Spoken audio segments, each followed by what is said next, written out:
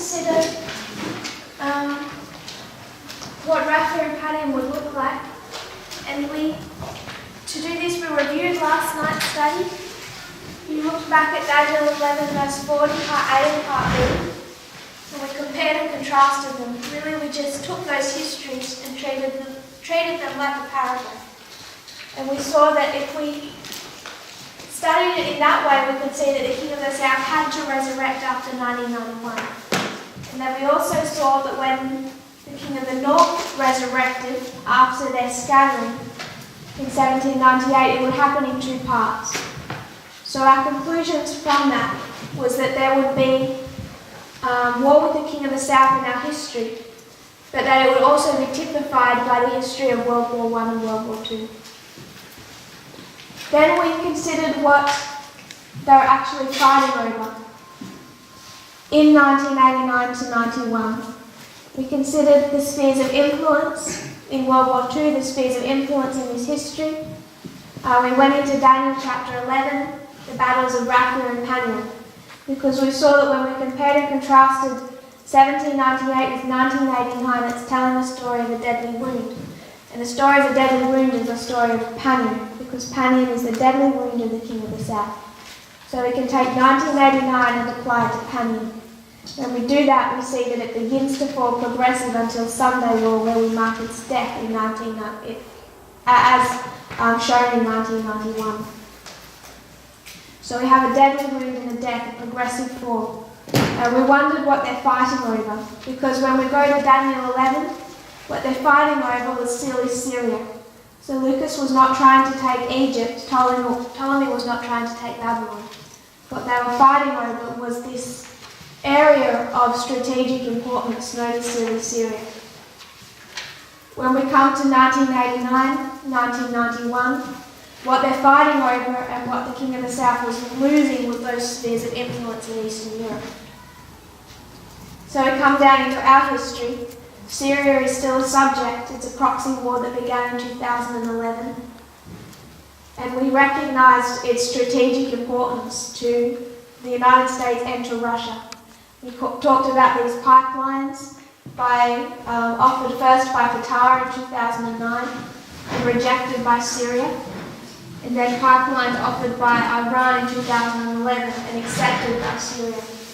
And we see what's the division in Syria, that why it would choose one over the other is because Syria is under the sphere of influence of Russia or the King of the South. And we can divide up most of the world's conflicts into really two camps. Whose umbrella do they come under? The King of the North or the King of the South? And we can see most of today's conflicts when we see what's happening in Venezuela and Ukraine and Afghanistan and North Korea. They're divided between two camps. So what we should expect to see, like in 1989, Southern Panem, is the spheres of influence that the King of the South begins to lose. And we also, in that story, we discussed 2016.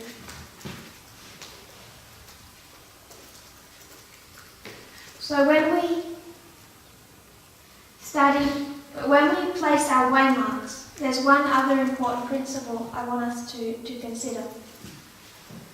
When we consider Millerite history, for the most part, what they needed to understand was an internal message. But when it comes to our time period, what we also need to be tracing is external events. When we come to 2014 in our reform line, or 2019, it's connected to external events.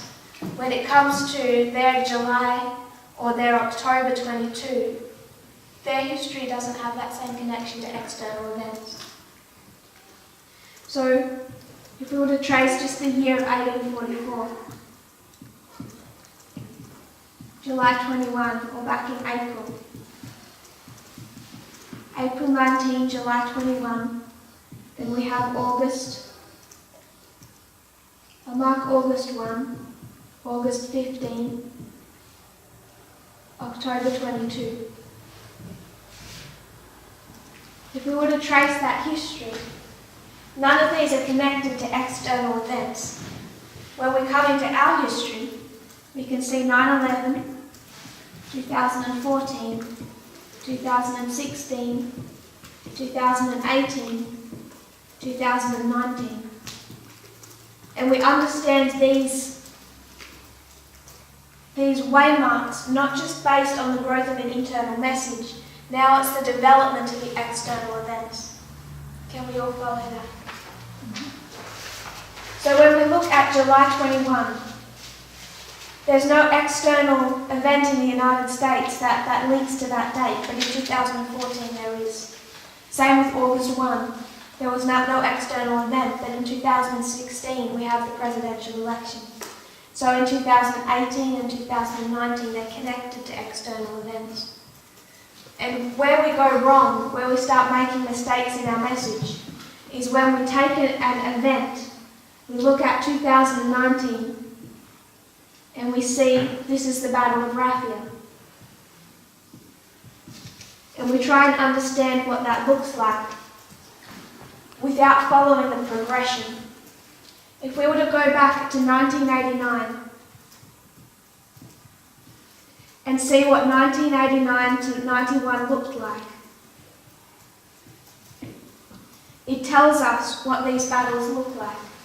But instead we started looking at Raphia and interpreting it based on a literal interpretation of the words in Daniel 11 about the king of the north coming with an army, and we start expecting a hot war.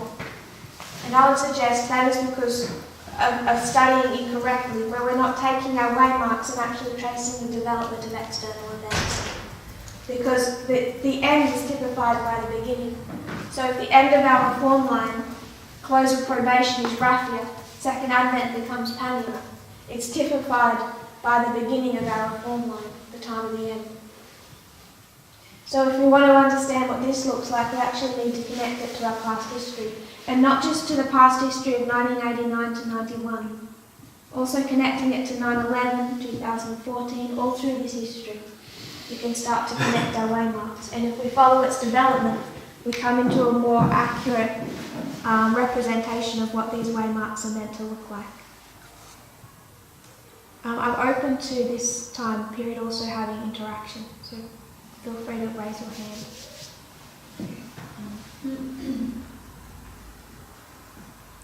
So if we were to take this concept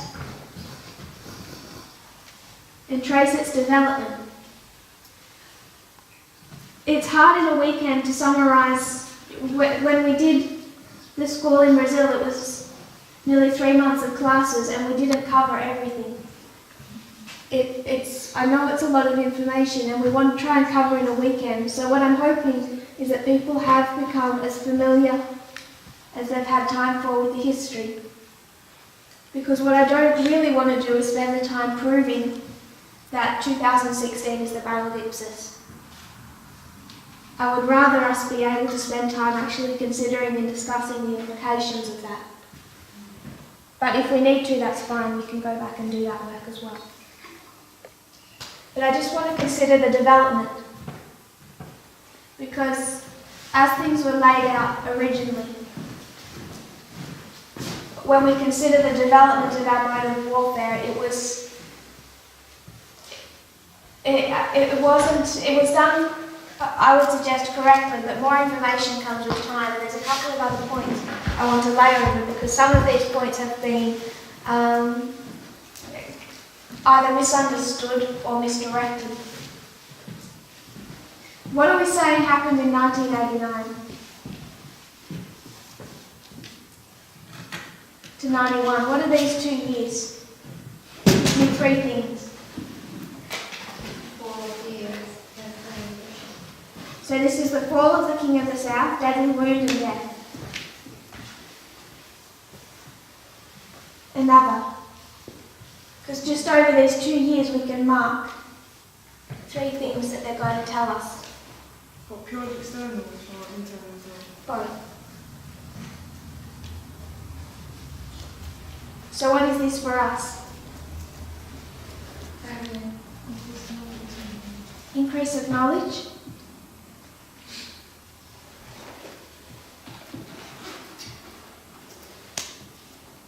And one more. What happened in 1989 to 91?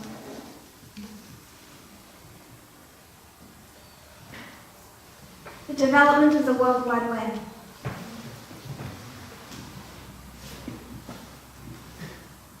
Where did computer systems first come from? If you were to trace them back in their past history to where it first developed, you can trace it back to the first kind of giant mechanical pocket calculator. That was first developed in 1888. So you can continue to trace the history of the development of cyber all the way back to 1888 through that history. But when we come to 1989, they say this is the internet's big bang. This is where it takes off. Because prior to this history, there's no search engine, there's no one language between computer systems. And in 1989, Tim Berners-Lee invents the World Wide Web. It's a concept in 1989. It begins to be developed in 1990. It's released in 1991. This is the development of cyber. And we see also in this history, what I want us to start considering, and I think something we're discussing more and more, is what is happening within the United States regarding church and state. So when we come to 1989 and we see the work under Reagan, what's coming back really is this concept of church and state. And if we have time, we'll go into that story as well. We can also mark 1996. 1996 is the invention of Google. Was it Amazon? Amazon.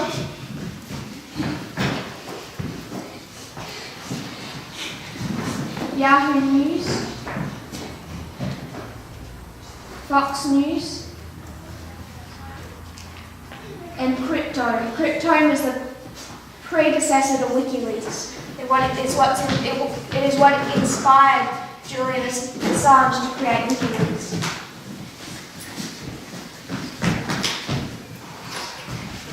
So all our methods of communication, plus our search engines, Google and Amazon, begin to be developed in 1996, or released in 1996. I think it was the first cyber attack in Russia, 1996. Yes. What? This was Moonlight Maze. And this was the first cyber attack by Russia against the United States. So they begin to use these computer systems to extract information. Then we speak of 2001. 2001 to 2002.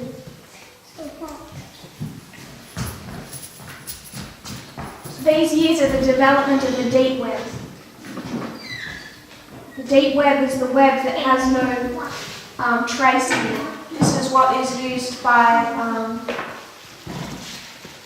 if you want to be, let's say the United States has a spy inside Russia and he wants to communicate back to the United States, he can't use Google, he can't use a search engine, he can't use the internet as we know it because it's all traceable.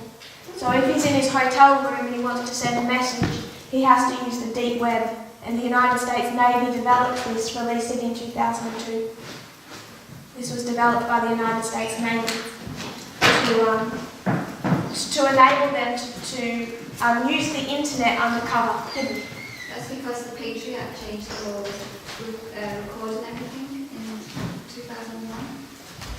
I don't think it was directly related to the Patriot Act because you could still trace it. If Russia kind of wasn't held to any law like the Patriot Act, they would just trace them anyway. But we are connecting the Patriot Act, you're correct. It's also the Patriot Act. The government surveillance begins. Government surveillance particularly related to the World Wide Web. So this is just a fly-through. This isn't a proper study on this. I'm wanting to get to really to discussing 2014, 16 and 18 and what's happening in our time. Just showing the development of the internet, not just the internet but cyber war, this mode of warfare. And also what we can start placing over this history is the interaction between church and state in the United States. So if we discuss 9/11, what happened to you? Bush brought in the Patriot Act. Why? He said that we needed laws to protect us. We needed to be able to look into people's emails and stuff. But can't remember the Yes. reason why. There's been an Islamic attack, Yeah. and laws that they were trying to get passed in this history, they're able to get passed. And they passed them because of the climate of fear. Everyone's so afraid of Islam. But something also starts happening in this history. Because what you have is evangelical pastors or influential evangelicals such as Billy Graham's daughter, the son of, I can't remember his name, but really who created the far right in America. All these prominent evangelicals are saying 9/11 is the judgment of God. God allowed this to happen. Or he did this act because it's God's judgment. And it's judgment on immorality.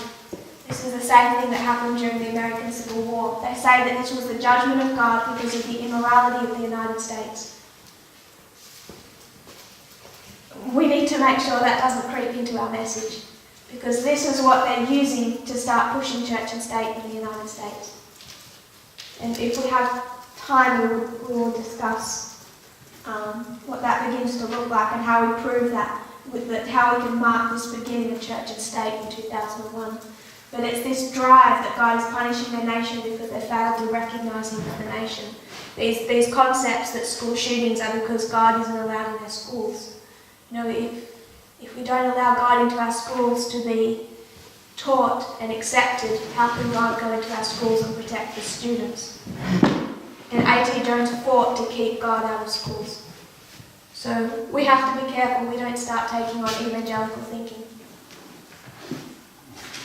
Because those catastrophes are what they're pushing to recognise God, not just in their government, but in their school system and in their businesses. And that really takes off after 9/11. So you can also mark this push of church and state.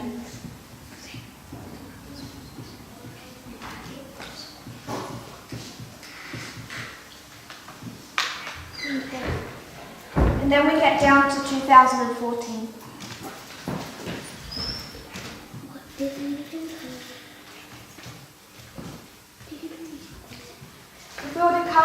If we were to just do the lines of Pyrrhus, we overlay two histories.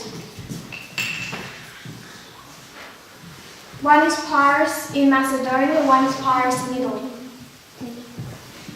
And then we combine those two histories to give us 4 battles.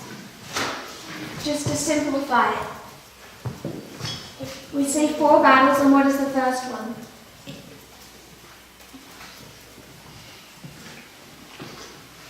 What's the first battle? Ipsus. The next? Heraclea. Next one? Next one? And what dates do we assign to these? 301. In application. I won't do that. 2016. Heraclea. 18. Asculum. 2019. Because it connects with Raphia and Panion. So we're comfortable with that without redoing the history of Pyrrhus. It's really strange to talk to a non-Brazilian.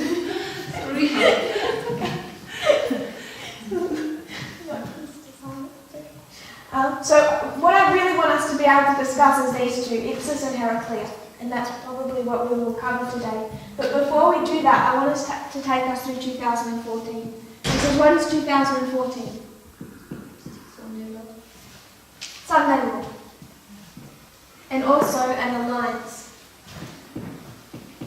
This is what builds till 2016 on both levels. 2014 is the preparation for the inauguration of Donald Trump. It's the movement that begins to happen in the United States to enable this overturning of the government from a Democrat to a Republican, from a constitutional lawyer to the one who's going to destroy it. So 2014 we mark as a Sunday law. We also see that it's an alliance between the King of the North and the King of the South that leads to the Battle of Bridges. If we were to do this in World War II, what pact is this? This is Pyrrhus, overlay World War II.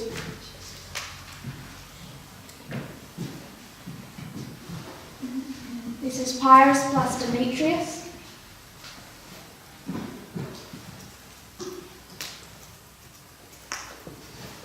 How would you understand this line in the history of World War II? It begins with a pact, the Molotov-Ribbentrop Pact.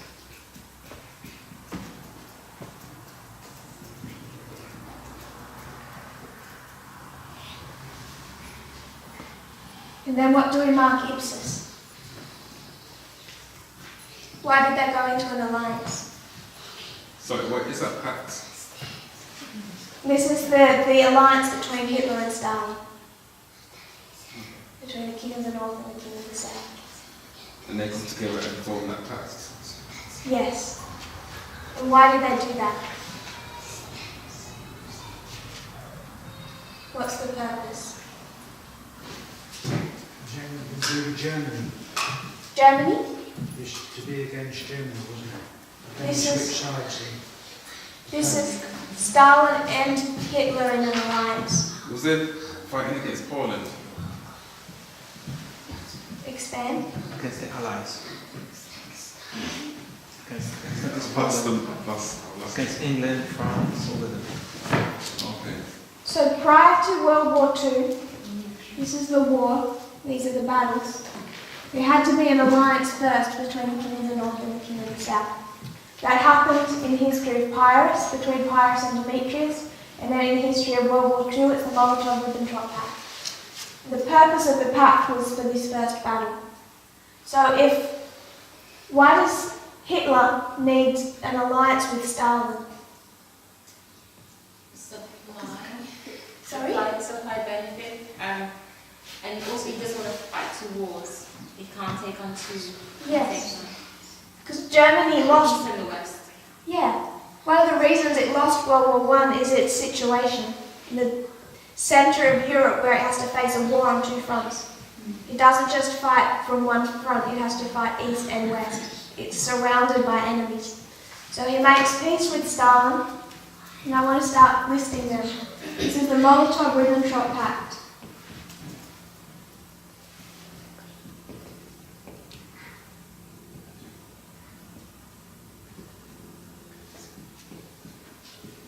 It comes in three parts. The first part is non-aggression. And what he's signing with Stalin is a promise that if Hitler goes to war with the West, Stalin isn't going to use that moment of weakness to attack him in the East. He needs to know that Stalin will allow him to fight a war without engaging. So the first part is non-aggression. Hitler wants to fight the West without having yet a war in the East. What is the second part? We discussed that this morning. What was the second part of what they wanted to do? They divided Europe into what? I call it satellite states. You call it something else. Influence states. Spheres of influence.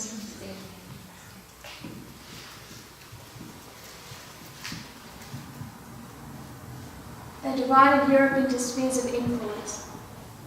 And there's a third part that wasn't directly this pact, but it happened around the same time. And this was an alliance with trade. Because Hitler also didn't have the resources to fight any war. He needed a trade partner, and that trade partner was the Soviet Union. Hitler needed that to fight the war. So when we come to these dates here and we're discussing 16, 18, 19, this Molotov-Ribbentrop Pact, what was its purpose? Hitler needed this. Why? So you have to fight war on two fronts. Because what does he want to do? Focus on just attacking one side. Has he done that yet? When he goes into the Molotov-Ribbentrop Pact, there's no war yet. What he wants is Poland. So he signs the pact with Stalin to enable him to invade Poland. This is the invasion of Poland, and it's the beginning of war on the Western Front.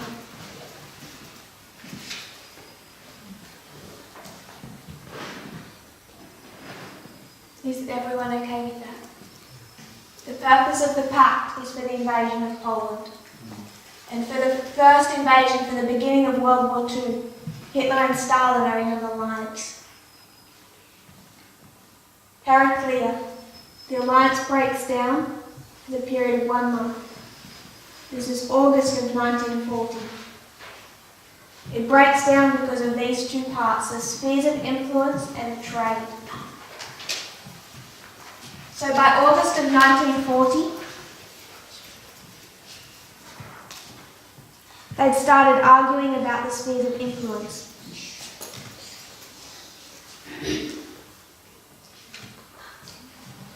Also, Hitler was receiving much of his supplies for the war on the Western Front through the Soviet Union, and he was meant to pay for those supplies, and he wasn't paying.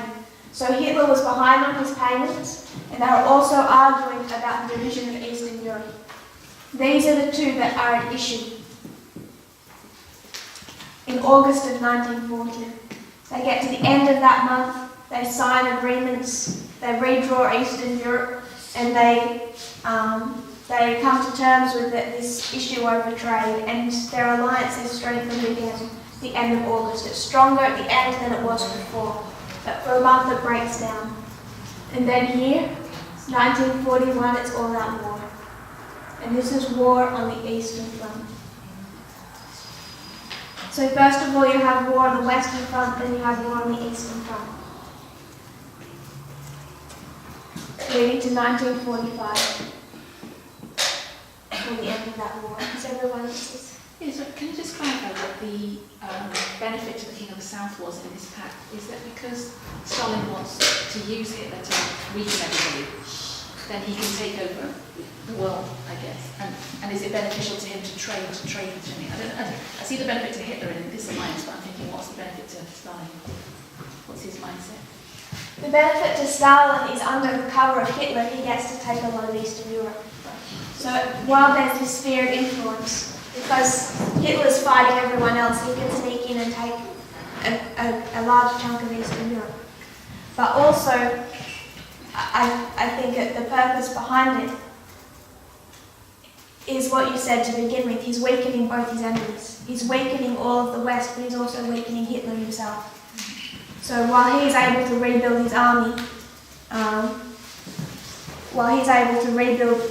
his army, the rest are destroying theirs, fighting each other. And I think that also becomes... he could have probably gone to war with Hitler straight away, but he just purged his army. And he'd killed his best officers, nearly every one of them. Who was Stalin. He had barely no leadership for his army by the time he was facing war. His purges were too bad. So does this everyone reminded of this? We're okay with that? Because what we're going to do is we're going to see Ipsos in 2016 and Heraclea in 2018 and want to know what they look like. But before we do that, I want to discuss 2014 and what's happening in the United States.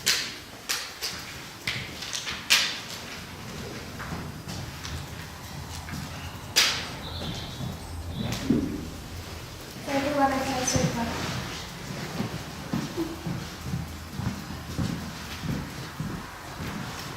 So in 2014 you have this alliance between the King of the North and the King of the South, and we get that placed in 2014 through the lines of Pyrrhus in World War II.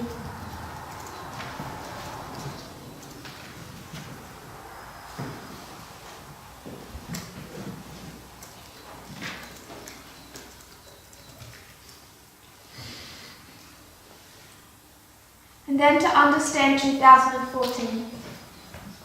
If we were to understand it as Sunday law, what did we see in 2014?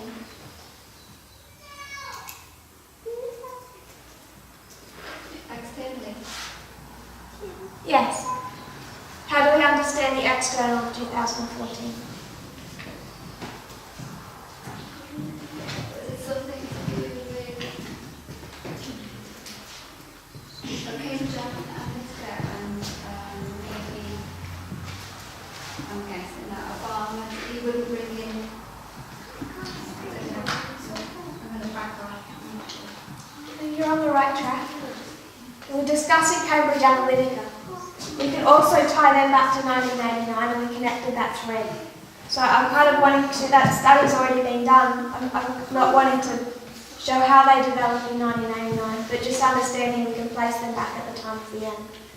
And how we realised I had to understand 2014 was by first looking at the internal. If we were to consider the internal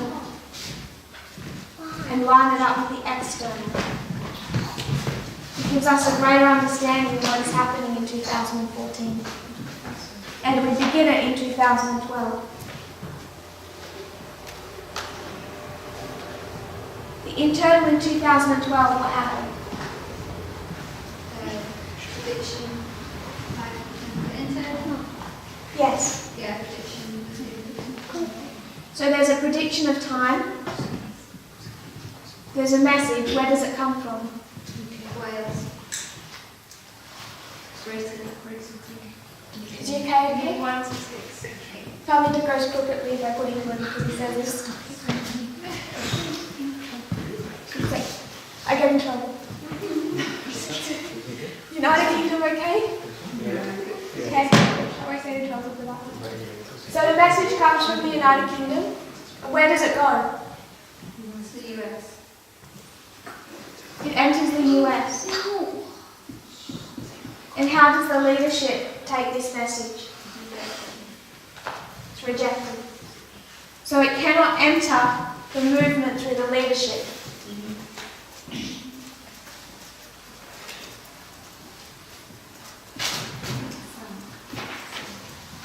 So we're using the same methodology that we took to Daniel 11 verse 40. What we've done before, we're comparing and contrasting. We did that twice in Daniel 11:40. We've done that all the way through. We're doing that now with the internal and the external to understand the beginning of this history. I want us to see 2014 before we move on to Ipsos and Heraclea. So if we place 2012, a message comes out of the UK, it enters the United States, but not through the leadership. It cannot enter through the leadership because of the rejection of the message by Elder Jeff and his associates. In 2012, we see also an external work. This is the election of Obama. That's what I meant. So we see Obama. And what was Obama's function before he entered government? He was a lawyer. Of what?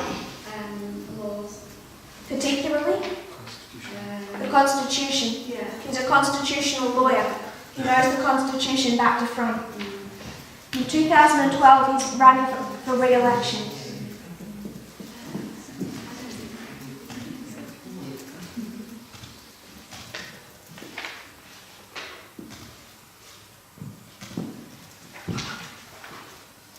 And I would suggest there's also a movement that begins in 2012 because he wins that election against the Republican candidates. The attacks he's getting in 2012 as he runs for re-election. I just want to read some of what's happening in that history.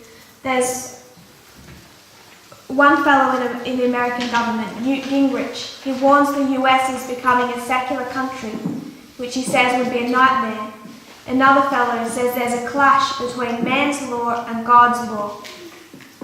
Rick Perry says Obama is waging a war on religion. So what is the attack on Obama? War on religion. He says he's making the United States to be a secular country. That there's a clash between man's law and God's law. So Obama is particularly under attack because he isn't allowing morality in the government, and he's under attack because in 2011 he allows gay marriage. So in 2012 the evangelicals are rising up against Obama. In 2012 we also see, not just with this evangelical movement that's rising up, we also see him lose the election. And when he loses the election, Republicans look for a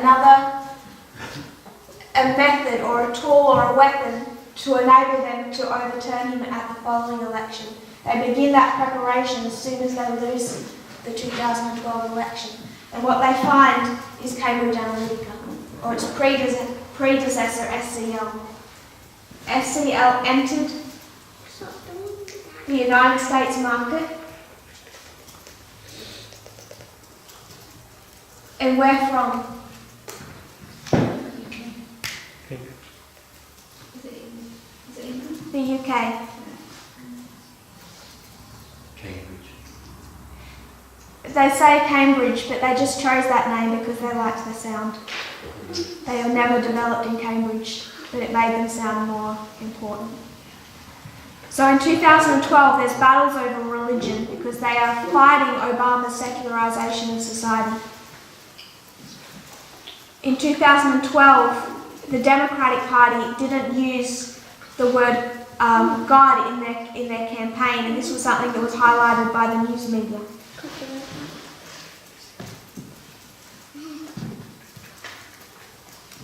So it becomes quite a fraught election.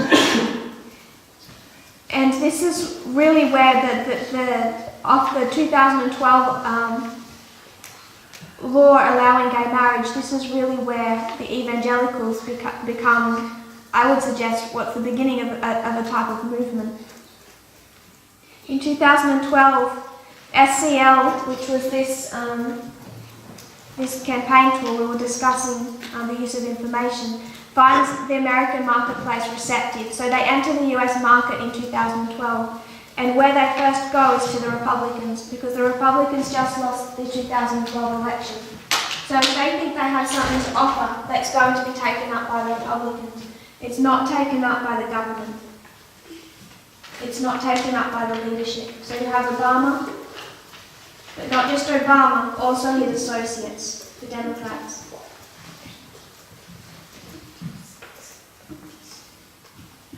So this new movement to introduce, to bring about,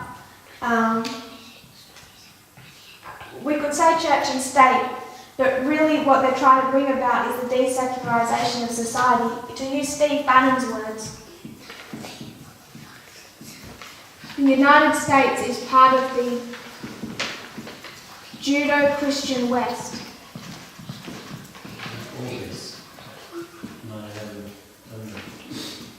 He says that the United States is part of the Jewish-Christian West, and that this is a concept that evangelicals have taken up, that the United States is a Christian nation and that Christianity needs to be protected and defended.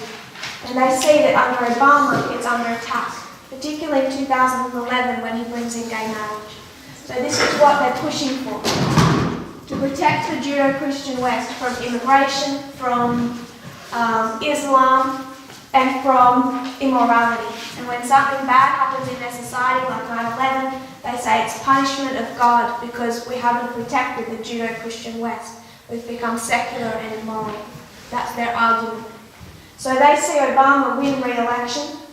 He's already allowed gay marriage and brought in this secularization. And this movement rises up, particularly within some members of the Republican Party, to make sure, to be certain that they do not lose the next election. So in 2012, SCL entered the US market, and they are not a tool used by Obama and his associates. They cannot come through the government because in power is a constitutional lawyer, and he's someone who ran on a platform of abolishing the Patriot Act because he said it wasn't constitutional. Sorry, Tess, as you're saying then, you wouldn't use them because it's not constitutional to use such a group of people. behaviour out on this, what they were doing, he would see was wrong and he wouldn't use them. What SCL did was just not morally wrong, it was actually illegal. They broke the law. So I don't think it's something he would have permitted. People say, oh, Obama did the same thing in 2012 on his election because he used Facebook. What Obama did was nothing compared to what happened under SCL. Because what they did was they took tens of millions of Facebook profiles, extracted the personal information, built algorithms to find a way to manipulate the voting behaviour of the public. How Obama used Facebook really was essentially how you'd expect someone of a much older generation to try and use social media. It was nothing compared to what happened under SCL and Cambridge Analytica. So this is what's driving members of the Republican Party. It's particularly headed by Steve Bannon. And in 2013, you see another player arise. What begins happening in 2013?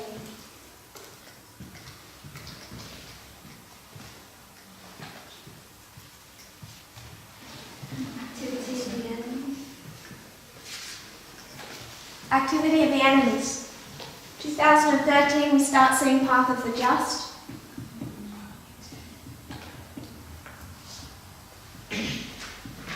There's these external enemies that begin to agitate. And they're fighting not just against the message, they're also fighting directly against the leadership. They're fighting Elder Jeff. So they're fighting against the leadership of the movement, as well as against the message. So 2013, we take it external. What do you expect to see? And this is Edward Snowden. And what was he fighting against?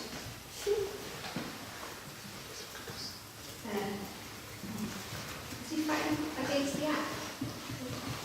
Yes. He was fighting against not only the leadership of the United States, Obama, but he was also fighting against the Patriot Act. The Patriot Act that we discussed, introduced in 2001 in response to 9/11. He begins leaking government secrets. So when we come to 2014,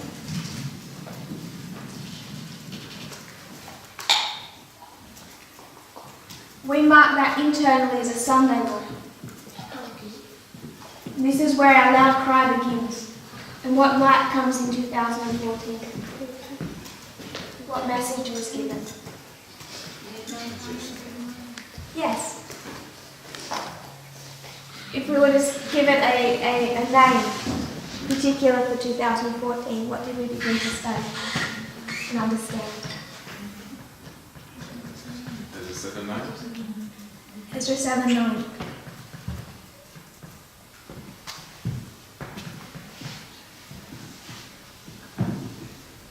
And we understood well before we accepted time or understood about Cambridge Analytica that this was a waymark of Sunday law for the priest. And it's the introduction of the message of Ezra 7:9. And we see this concept of these waymarks developed through 2014, 16, 18 as we add more information to what began there. But then we should also see the external Sunday law. And what do we know about it based on this history? Where is it going to come from? USA. Yes? Where in the USA? Can it come through the government? Is it the Sunday law that's going to do this work in 2014? It can't be. Because you have a constitutional lawyer. The government has rejected. So 2014, based on the revelations of Edward Snowden, the government, Obama and the Democrats are doing everything within their power to repeal the Patriot Act. They're fighting against the Patriot Act. You can't have a Sunday law breaking down the Constitution in 2014 coming from the government, where they're trying to destroy what they've already got. And you have a constitutional lawyer fighting to protect civil liberty. And he's doing that because of the revelation of Edward Snowden. So it's not just Obama, he's twisted into it. He almost didn't have a choice. Because I'm not sure how much Obama was really against the Patriot Act. He had opportunities to repeal it before, and he never had. The reason he's trying to do now is because of his associates and what happened here. So Sunday law, we have seeing it based on the internal. It cannot come through the government. And the message of 2014 is Sunday law could not come through the government because it had been rejected. Can we compare the parallels between the leadership of the movement and the leadership of the United States? So 2014 is a Sunday law. And I would suggest it's part of this movement to elect Donald Trump. What we see in 2014 is Cambridge Analytica.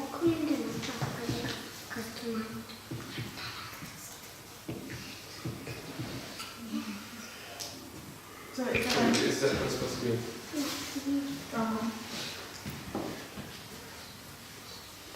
And this is all part of the movement to change the leadership of the United States, to bring Donald Trump into power. Steve Bannon had already met Donald Trump back in 2011. They already have their eye on a couple of men, that Donald Trump has been one of them since 2011, when he met Steve Bannon. So the work of Cambridge Analytica, they broke the law, they violated liberty and the Constitution in taking the data that they did and the manipulation that they did.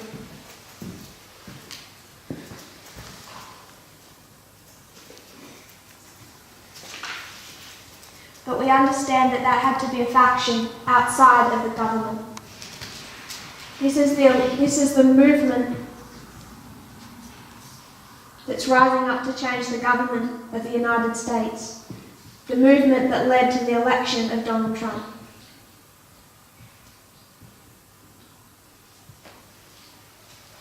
But he is in 2014 hidden. You can't see him. He's there, but no one knows who he's going to be. 2014 internally. He's Elder Parminder. He's there, no one knows who he's going to be. Because it doesn't come from the government, it's an outside source. We come to 2015, and what happens externally? The US Freedom Act. There's the USA Freedom Act. Obama is successful. Not really, but he does manage to make some changes to the Patriot Act and restrict it. So instead of the government bringing in a Sunday law in this history, they actually restrict what they've already got, restrain what they've already got. In 2015, what happens regarding the upcoming election?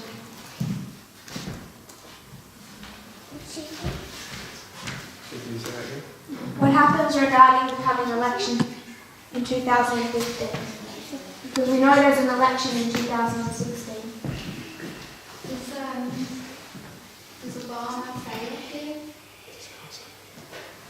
Obama? Does he fail doing something, bringing something In 2015, our subject is no longer Obama. There's someone else coming up. And this is Donald Trump. But he's hidden in 2014. In 2015, what does Donald Trump do?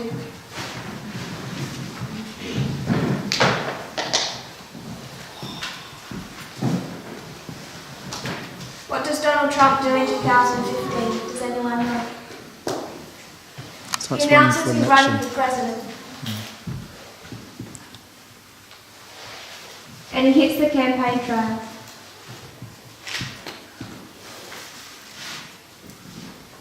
So Donald Trump announces that he's going to run for president. And you could say that he begins to teach. From 2015, when he announces that he's making a campaign for president, he begins to conduct rallies. What happens internally in 2015?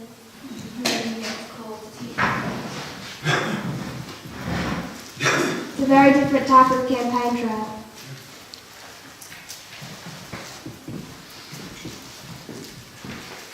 But there's a coming visibility.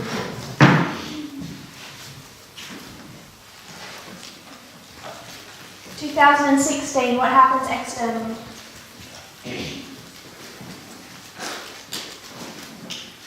Trump's the presidency. Trump elected. What happens internally? Lambert anointed.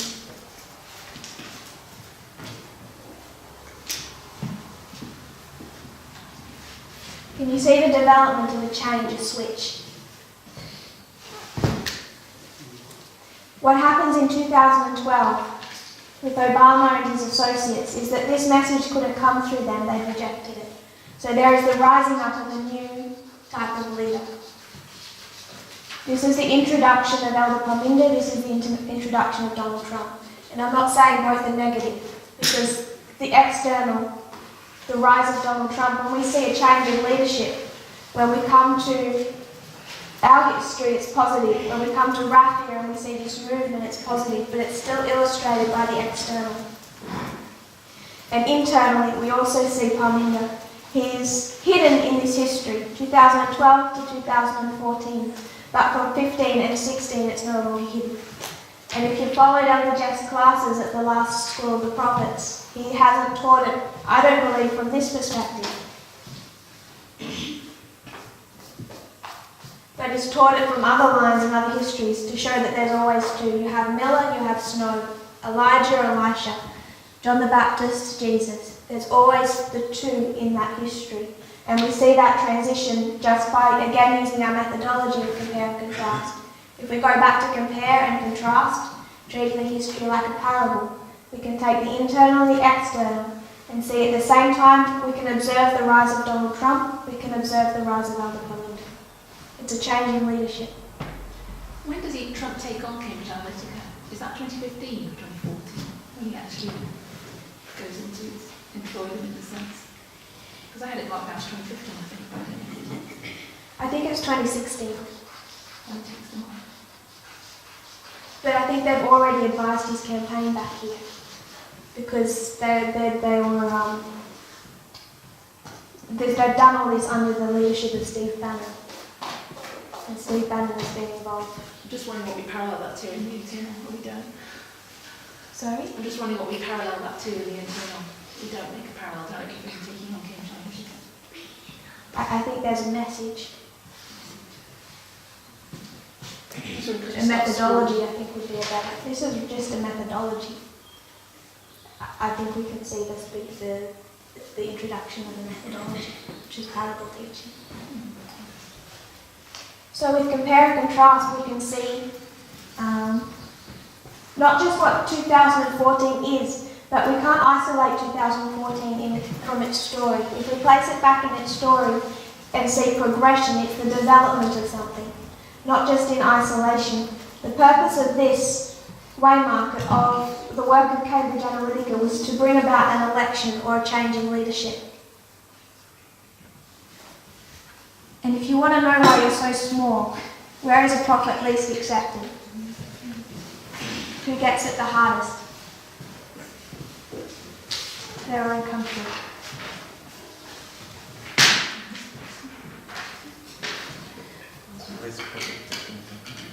Do you have any thoughts or comments?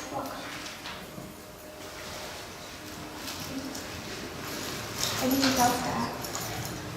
So I wanted us to see 2014 before we moved on to 2016 and 18. And this is the history, the internal and the external, when it comes to the work of 2014. It didn't happen in isolation, it's something that had developed from before, from 11 and 12, 13, 14. Then a work is done that also leads up to a change in leadership in 15 and 16 and what's being recognised now in 2019, which is this change from the first angel to the second angel. And that just ties in with what Elder Jeff has been sharing in the last camp meeting in Arkansas, recognising that we're at the time where the person to follow is not Miller but Snow. And I was quite inspired by seeing him do that because it shows that we're exactly prophetically, this movement is exactly in step with where it should be. You say that last bit again? This movement is right where it should be prophetically. It's before that, a minute before you just said. With what Elder Jeff has said at the camp meeting in Arkansas. Okay, which was? Which is that it's time for Miller to recognise that the person involved in our history is no longer believed. So back to this model, we have 2014, 16, 18 and 19. 2014 shows us this alliance. We discussed 2014 from the perspective of Sunday law, but then we also need to discuss it as it is in this pact illustrated by World War II, the Molotov-Ribbentrop Pact. If we went to the history of Pyrrhus, 2016 is the Battle of Ipsus.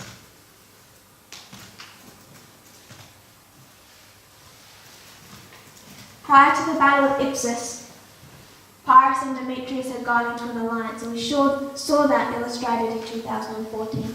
You have this alliance between the king of the north and the king of the south. And the purpose of this alliance is for this first battle of Ipsus. The purpose of the Molotov-Ribbentrop Pact between Hitler and Stalin was for the invasion of Poland. So we come to 2016 and we see this first battle. And I just want to break that down. You can see the involvement of 6 people. The Battle of Ipsus, even though it isn't named, it's the subject of Daniel 11 verse 4. This is where, as we saw in this morning's class, this is where Alexander the Great's empire is broken from having the one horn, the one king, to having 4. It skips 22 years of history and goes from the death of Alexander to the division between those 4 generals. And that happens at the Battle of Ipsus. Prior to Ipsus, how many generals are there? 5. You have our famous ones, Cassander, Lysimachus, Seleucus, and Ptolemy. And our 4 famous generals are all in alliance against one general, and who was he? Antigonus. Antigonus has a son, Demetrius. And this is illustrating the first battle, Ipsus, 2016. So it's Antigonus and Demetrius against Lysimachus, Cassander and Seleucus. Ptolemy was also part of this alliance, but I'm not going to include him because he never turned up to the battle. Antigonus' son Demetrius is in an alliance with who? Pyrrhus.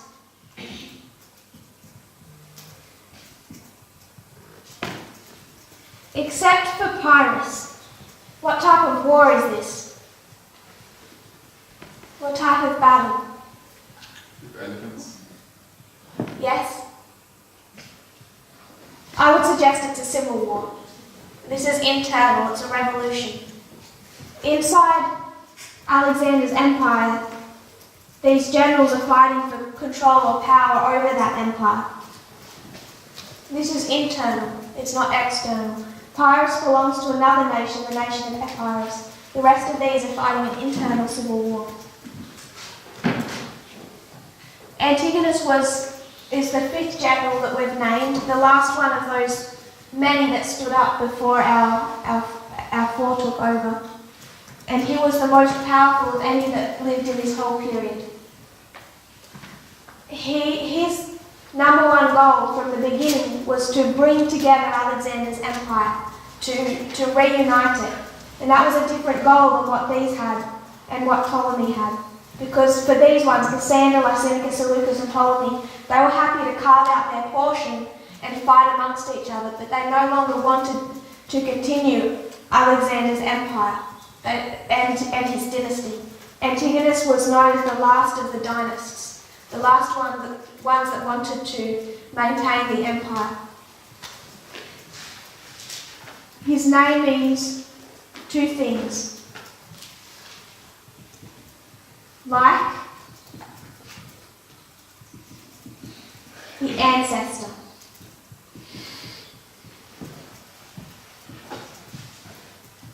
If Antigonus is like the ancestor, what ancestor is that? Alexander the Great. So Antigonus is like Alexander the Great. So when we discussed what Daniel did in verse 11:4, what did he do? What did Daniel do? He took the death of Alexander the Great in 323 BC. And then what did he do? He skipped 4 Diadochi wars and went straight to the Battle of Ipsus. 22 years later in 301 BC.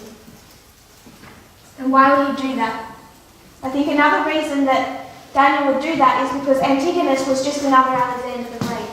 The empire is not fully broken until Ipsus. Alexander's empire, the Greek empire, was maintained under Antigonus, who was like the ancestor, even though they have all these factions. He doesn't mark the full end of Alexander's empire until Antigonus is killed.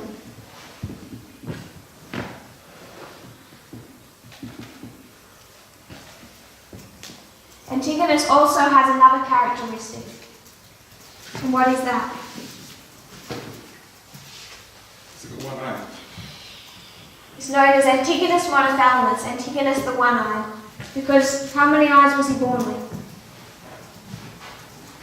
2. But in a previous battle, he lost the sight of one of his eyes. So he comes into the Battle of Ipsus with only one eye. He begins his career with 2. One is lost in a battle and an arrow was shot through it. So when it comes to the Battle of Ipsus, he has one remaining eye. He's killed and loses that eye. So we're just drawing together the characteristics. Demetrius, what does his name mean?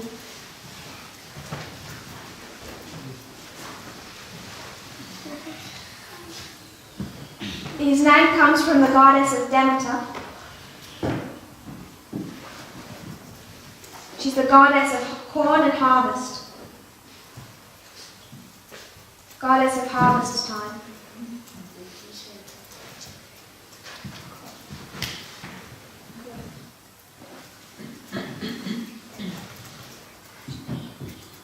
So if we were to break this down into the 2016 election, who are our players? We have 3 allies. And who's fighting for control of these allies? Antigonus and Demetrius. Antigonus is like the ancestor, goes into the battle with one eye remaining, loses that eye. Demetrius, named after the goddess of corn and harvest, is in an alliance with Pyrrhus, our king of the south, all to take down 3 allies. If we were to move this to the 2016 election, we see 2 players, both vying for these 3 allies. These are the 3 branches of the US government. What are the 3 branches of the US government? The legislative, the executive, and the judicial. To be a dictator, Donald Trump has to control all 3 of these branches. Going into this battle, how many players do you have? How many people are fighting for these 3 branches?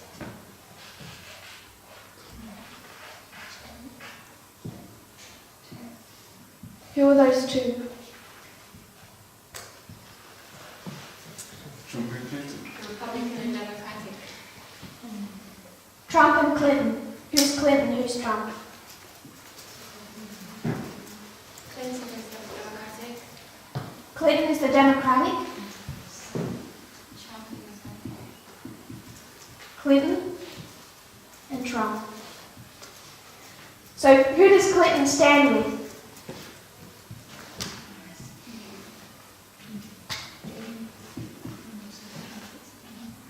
Who does Clinton stand with? She's like the ancestor. So you come to the 2016 election, who is Clinton like?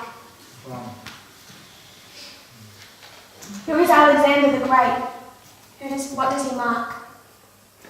The beginning of the empire, not the end. The bottom of the end. So, It's like the ancestor. is it the first general, Washington? You could mark it as that whole empire. It's George Washington, it's Abraham Lincoln. All of what made America great, the beginning of that empire from 1798 forward, is what Clinton stood for.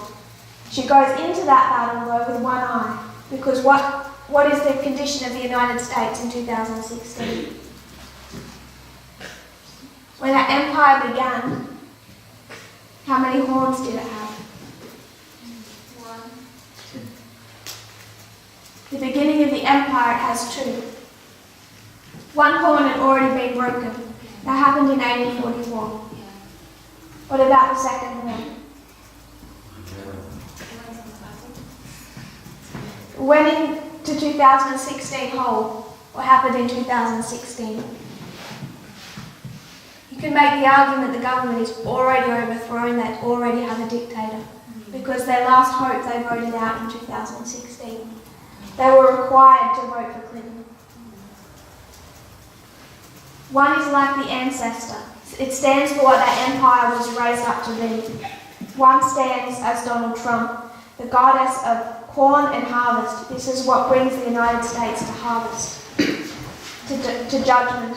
And Demetrius is in alliance with the king of the south, Iris. And are they fighting each other? In this perspective, are they fighting each other? Does Clinton want Trump Tower?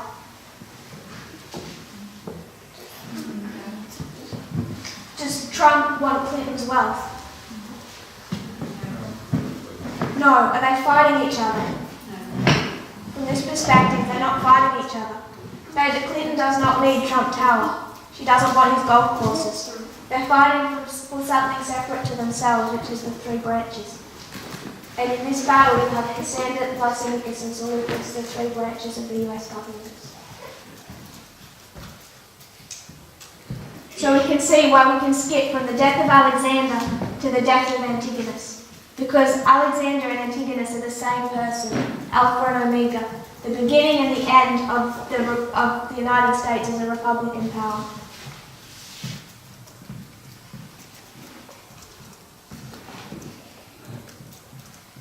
Do you have any thoughts or questions?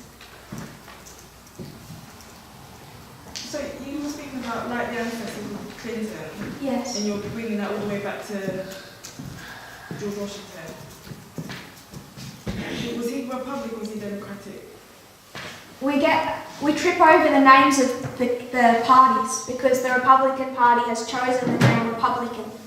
But that doesn't mean that they stand for the Republican horn any more than the Democrats. They've just chosen that name. In fact, they're the ones that have turned on it. But the fact that they've appropriated that name, I don't think ties them to the Republican horn. So you're saying Republicanism then is more what Democratic is now? I'm saying Clinton understood what the Constitution meant. So did Obama. And they've lost that. I think you can see them starting to lose that from well before 2001, particularly 2001, 2012. You can see the development of that, bringing God into their politics. Any other thoughts or questions? So we'll take the Battle of Ipsus, which is this line of Pyrrhus. We see Pyrrhus and Demetrius, the king of the north and the king of the south. They'd already gone into an alliance, and then at the Battle of Ipsus, that alliance is utilised when Pyrrhus defends Demetrius at this battle. At this battle, Demetrius represents Donald Trump. You can see that in that whole history. We're taking a snapshot, but in that whole history of his life, you can draw those similarities. And Demetrius comes from the goddess of Demeter, which means corn and harvest. Opposed, also trying to take these three allies, from this perspective not opposed, but trying to take the three allies is Antigonus. Antigonus is like the ancestor. It's weakened, it only has one eye. The United States was weakened, it only had one horn. But this still stands for Hillary Clinton and the battle of the 2016 election. And at this battle, what decides this battle? Elephants. Elephants. Who has the elephants? Both sides of it. Antigonus has like 70. But his elephants don't decide the battle. They don't come to his aid. Who has the elephants that decide the battle? Seleucus. Seleucus has 400 to 500. So Seleucus takes down Antigonus using 400 to 500 elephants that he's just brought back from his eastern campaign. What decided the Battle of Ipsus was elephants. We also see it's what decides Heraclea, Asculum, and Beneventum. Every single one of those battles were decided by the use of this new mode of warfare. So in 2016, we see the introduction of this new mode of warfare, and it's Seleucus' 400 to 500 elephants that defeat Antigonus and kill him. From this perspective, this new mode of warfare comes from Seleucus. But we've already discussed that there is another perspective to the Battle of Ipsus. I just want to make sure you're okay with this one first. Do you get what it's teaching? If we're to take Ipsus from the story of Daniel 11, how would we redraw this?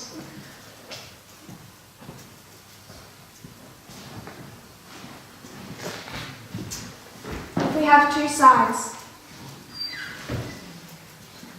In this story, who's our king of the north and king of the south? Demetrius and Pyrrhus. In Daniel 11, who's our king of the north and king of the south?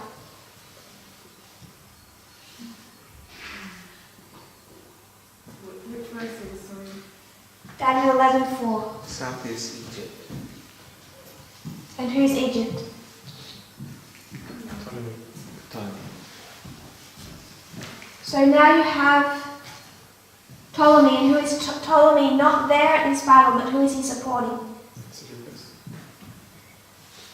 So if we were to redraw this, we'll do it over this side. Now you have the king of the north, Seleucus. And he's in an alliance with who? Ptolemy, the king of the south. And who is he fighting?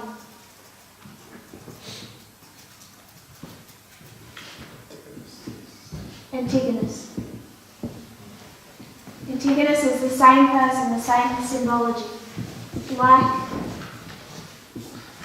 the ancestor.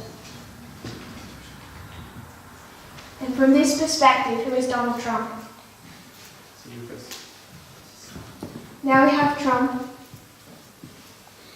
and Putin, king of the north and king of the south, and who are they defeating in the Battle of Ipsus? Clinton, using a new mode of warfare.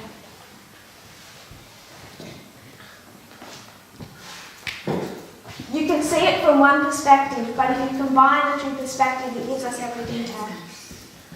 One is the perspective of the four lines of Pyrrhus, where we see Demetrius and Antigonus. We see Demetrius as the king of the north, being aided by Pyrrhus, the king of the south. then we can also take it back to Daniel 11 and see Seleucus as king of the north and Ptolemy king of the south. They give us the same story from a different perspective. Is everyone okay with that? Questions or thoughts? Because it's these battles, going back and seeing 2016 and 2018, that have given us a change of perspective with what is happening inside America. Given us a change of perspective regarding Raffia in 2019. Because what they show to us is that when we come to 2016, not only are we seeing a new mode of warfare, the same mode of warfare we expect to see at Raffia, we also see an alliance between a king of the north and a king of the south. We can see that in the history of Pyrrhus and Demetrius, in the history of World War II with Hitler and Stalin, in Daniel 11:4 with Seleucus and Ptolemy. And we've already seen that this battle of Ipsus is what directly leads to Raffia and Panion in verse 11 and 13.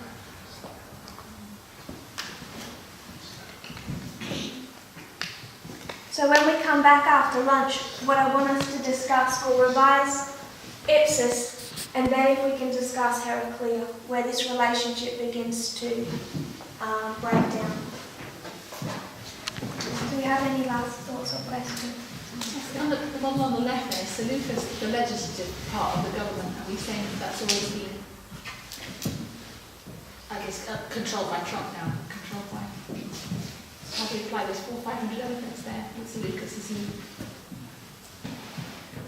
what part of three? I think it becomes more clear who are the elephants when you bring it to this perspective, because then it's Seleucus. But who developed the internet as a mode of warfare? Who developed the deep web?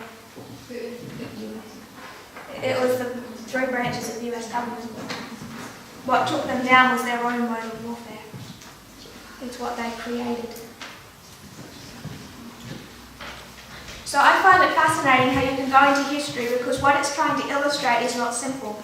It's trying to illustrate a 2016 election process inside the United States. And the tools God has to use to illustrate that is ancient battles. So for me, it's an amazing, I think it's something beautiful to see the patterns illustrated in battles, is how we look into those histories, define the parts and make application.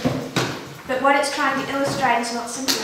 You have an ancient battle that from two different perspectives explains each detail of a 2016 US election from two different perspectives. From the perspective of where you see these two not in opposition, not trying to defeat each other, Clinton and Trump not trying to defeat each other, but take over a separate entity.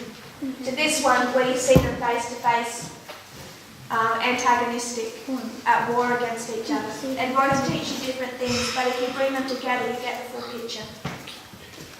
Yes, it's interesting because if you look at Daniel 11, like if you look at the beginning and you look at the end, verses 40 to 45, you can see the Alpha and the Omega. But if you just read it face off, it just brings out the war. It just shows that the king and the south are warring against each other. But when you zoom into the history, you see how they come into an alliance. And it's important to see that at the beginning, because we have to expect that now at the end, if God shows the end from the beginning. So I see, it's interesting. Because how do we understand verse 4 when at this first battle they're in an alliance? Yeah. I think it has to add to that information about Raffia and Panion, as well as being a separate history. It helps us to understand Daniel 11 verse 14 more better. Yes. Because I think before we was looking out for like a battle, like the Battle of Raffia. Yeah. We was looking for like a physical battle with bombs and guns and whatever. Yeah. But no, we need to understand the mode of warfare, what builds up to that battle, and what does that battle look like. And I think Daniel 11 at the beginning shows us the mode of warfare. And even when we consider the United States and the Soviet Union, their relationship began as an alliance. It's the story all the way through. It's quite consistent. If you kneel and pray with me, we'll continue this afternoon as we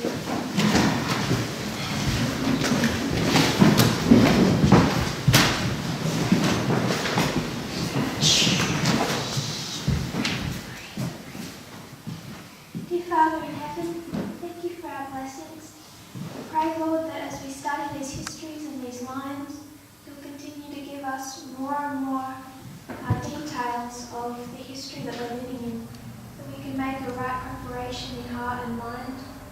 Lord, we know what's happening in the world around us. Many people are afraid as they see these external events, not just in the United States, but worldwide, as dictators rise up and the world seems to be shaken and alarmed. And I pray that you prepare us to give the message to not only warn but also to comfort people that there are answers and solutions and a God who is over all and that loves them. Thank you, and I pray that you will bless our fellowship now as we also stop for lunch. In Jesus' name I pray. Amen.